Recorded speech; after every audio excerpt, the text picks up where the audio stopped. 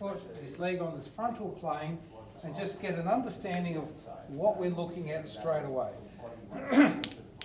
So without touching anything, joint mobilisation, anything like that, that might be ever so slightly externally rotated. We have, I mean, I can say this straight away, you've got a nice forefoot equinus, nice rear foot varus, and nice metatarsus adductus without looking at it. How do I know? Because I'm looking at this hole here between the hallux and the second metatarsal, that large intermetatarsal gap. Because if I do this, then suddenly everything lines up. So when he was a very little tacker, that's where his metatarsus and his toes were. But when he stands, his foot does that, and that's where we're seeing it. If we're not sure, I can grab his foot and I can do what we went through yesterday. Line up through there, which comes through basically his fourth metatarsal.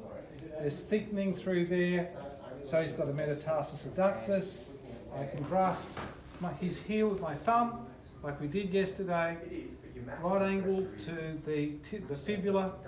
See his forefoot is lower, forefoot equinus. Relaxing. He's got a rear foot varus, so he's got a high arch foot structure. On top of that, he has a forefoot supinatus. So if I grasp his heel, look at the bottom of his heel, bring that up to his forefoot, those people behind me can see that the forefoot is inverted on the rear foot. And then if I grasp his second to fifth MTP joints and look at his first MTP joint to see if it's dorsiflexed, and it's not, so he's got a forefoot supinatus or a forefoot varus. Grasp his foot, grasp his forefoot. Can I get it down? Yes, I can. He's got a forefoot supinatus. I hope I'm not losing anyone at this point. So potentially so far I could evert his foot. So can we get the big toe joint moving gently, dorsiflex? Yes, we can. There's no structural hallux limitus there.